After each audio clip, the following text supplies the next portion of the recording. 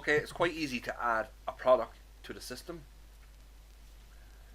We can go through the sales, or you can go through your inventory.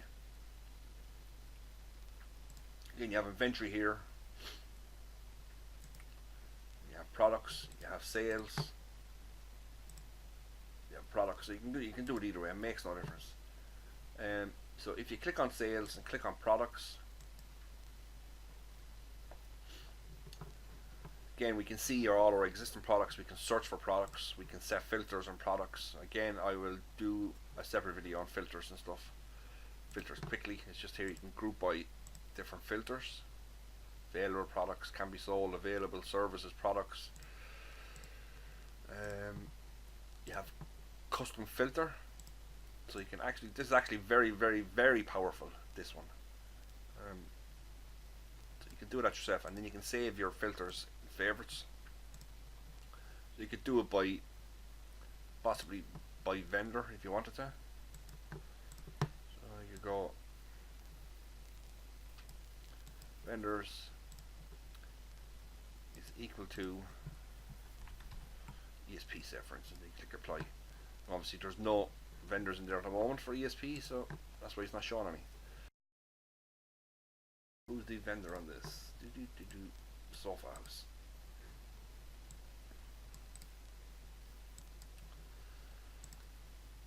Okay, so go back. Again, this is just a website. You can go back, very same as if browsing Google. It's all just web based basically. So I go filters, add a custom filter. Vendors is equal to Sofa House. Click apply. As you can see, that's all our products from Sofa House. Here again, there's two different views here. This is called a Kanban view.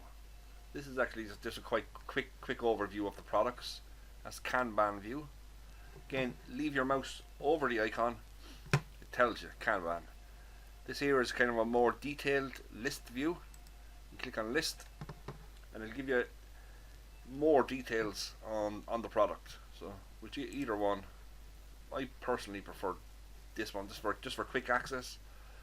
But if you needed to know like square yardage and stuff, or square meters per box, it'll show you everything here.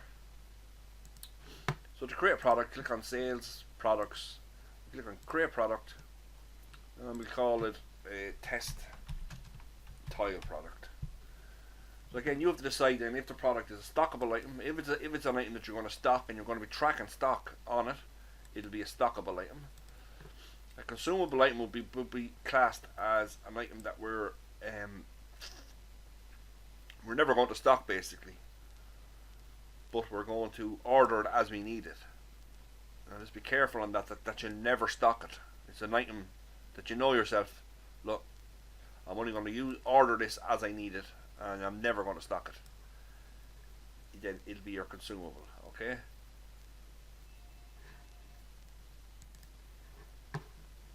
Yeah, so consumable product then, it's a physical product. It's treated like a stockable product, with the exception that stock management is not taken into account by the system. So if you're not going to be tracking stock, consumable is the way you can go with it.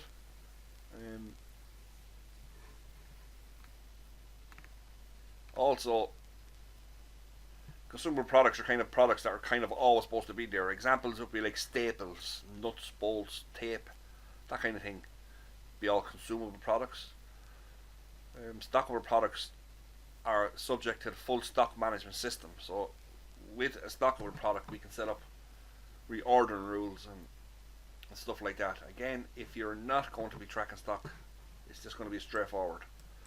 I would presume after getting this system you will be tracking stock, because it is a full-blown stock management system, and you probably should be tracking stock.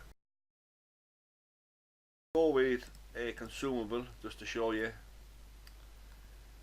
Again, internal reference category, we can have different categories set up. Again, each store is going to have their own way of setting up their own internal categories. You could do it by vendor. I think when we're doing the actual importing from the Excel, we just set the products as the vendor for the internal category. It's just on the import, it was just too awkward to actually separate categories on the Excel file. It wouldn't be something that we would do as a standard import because it just takes too much time. But again, you can create your own categories there. So I can call it test tiles. So that could be wall tiles, floor tiles, whatever you want. Or you could just have a tiles, and then you have parent categories and subcategories. So you could have another one called your parent category could be tiles if it was there. If it's not there, you can create it. It's quite flexible. Again, you don't have to touch any of the count properties down here, nothing like that. All you have to touch is the category name, and if it has a parent category, and you can click save, and you can see then it'll just go in.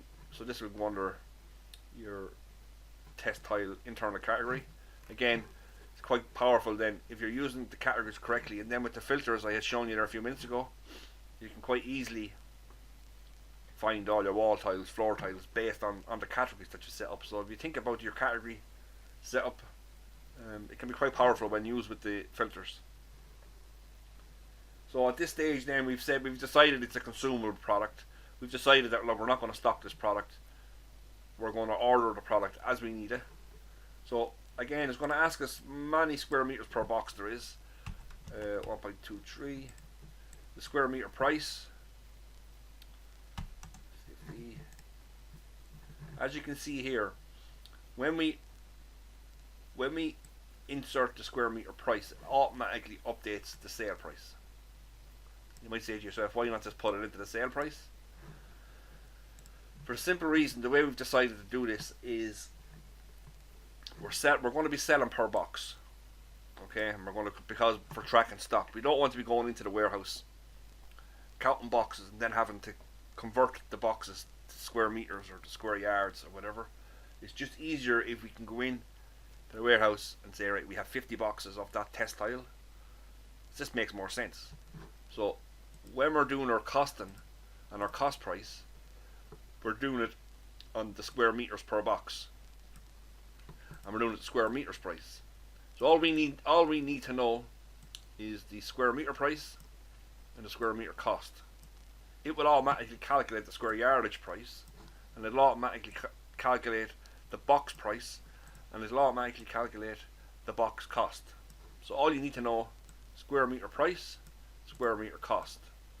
It will automatically convert square yardage price, which then therefore in Ireland we prefer to sell in per square yard still, so it will include the square yardage price on the invoice and on the sales order.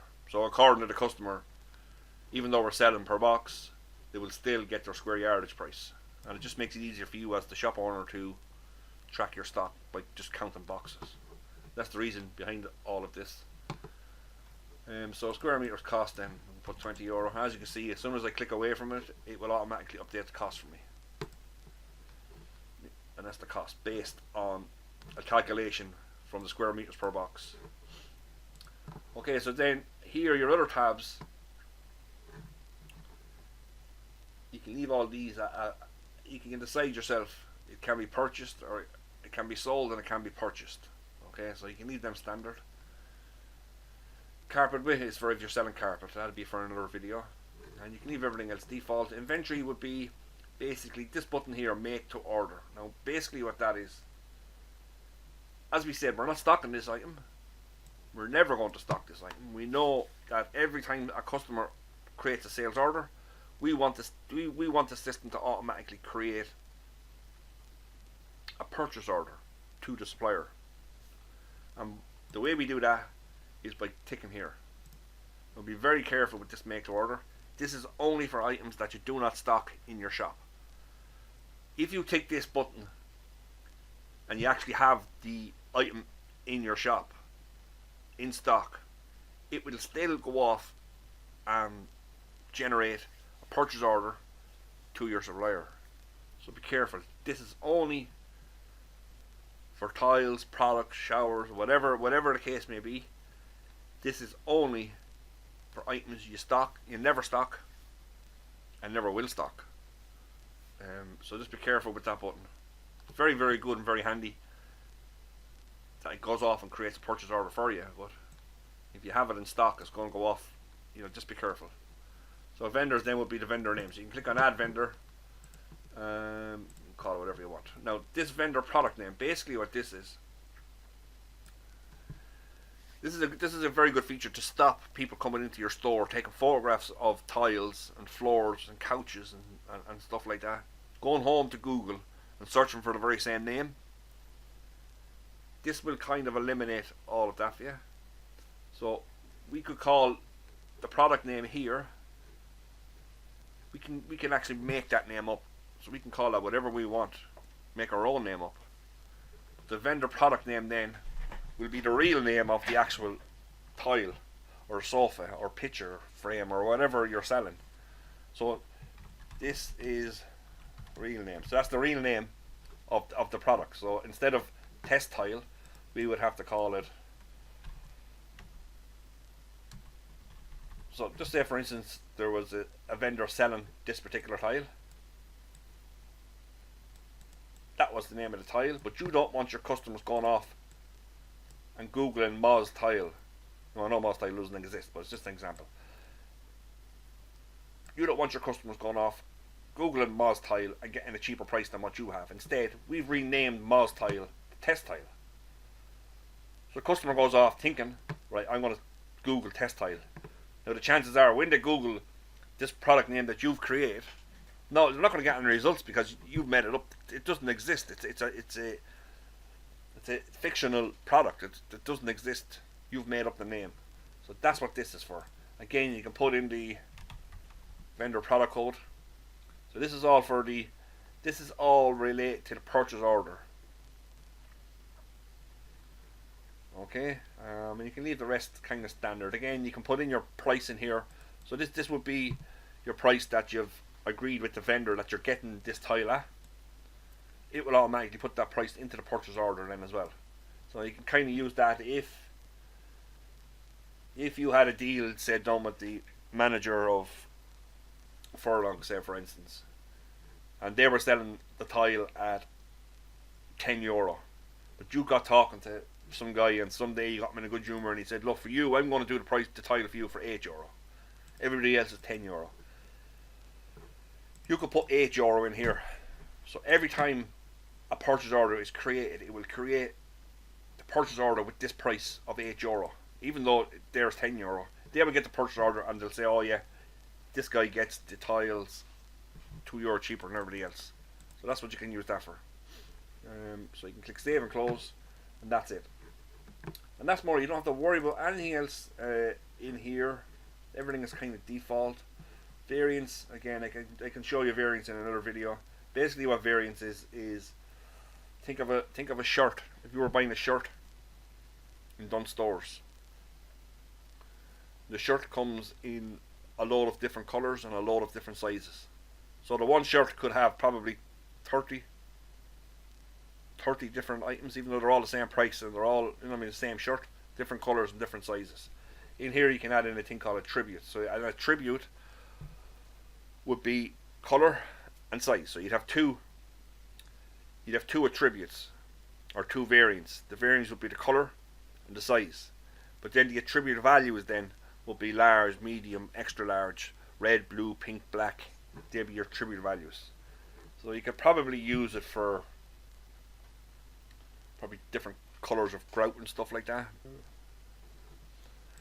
Invoicing, you can leave, that's where your taxes are set on this particular product. So if it was a service, if you were supplying a service, you can add in the service the very same way as you would the product. Again, go back here and you actually have a service option here.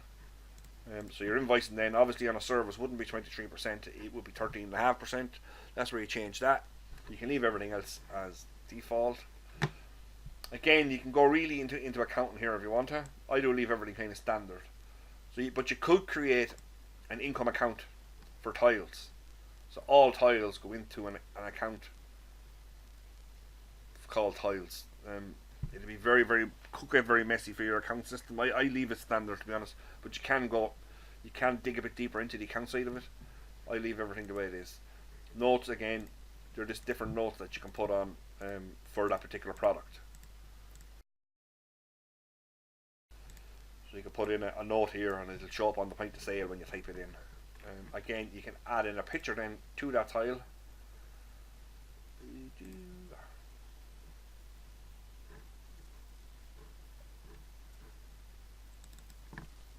The picture can be whatever you want.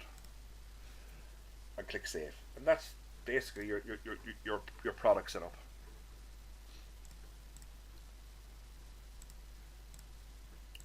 So again, be very careful to make the order. If we're going to create this as a stockable item, when we click stockable item, you see we get a couple of other different options here.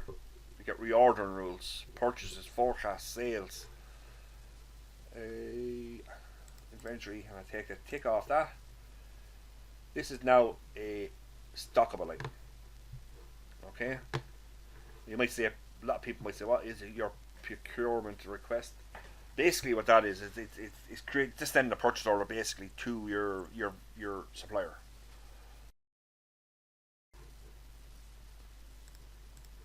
So if we're stocking this item, I'll just update quantity on hand. So quantity on hand is 10. Apply. Again, I just not. You wouldn't do it this way to be updating your stocks. I'll show you how to do your stock quantities in a different video. But for now, it's telling us we have 10 on hand. So we have 10. We have 10 in stock. Now, this reordering rules basically will allow us. We can say, right, this test tile is a popular product. I always want to have it in stock. It's a good seller. I don't want somebody coming in looking for this, and I don't have it in stock. So the way we can get around that is we can set up a thing called reordering rules, similar to this make to order button. So we can click on reordering rules and we can say, right, I want to create a new reordering rule. So basically it's going to create a rule to reorder from your supplier via a purchase order. So we can create a rule and the product is tested. You can leave all that. So the minimum quantity, I want to always have 10 in stock. I don't care. I don't want to go below 10. And my maximum quantity can be 20. And I don't want to go above 20. I want to always have it in around that mark. And again, you can fill in the details if you know. I mean, if there's a 10-day waiting on that particular product, you can know. So I can click save on that. So basically what's going to happen now is when this product, test tile, the quantity on hand goes down to 9, it will go off and create a purchase order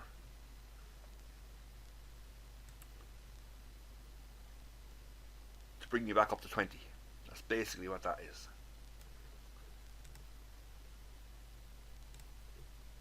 And that's more or less all your products. There's nothing else in there that you need to know.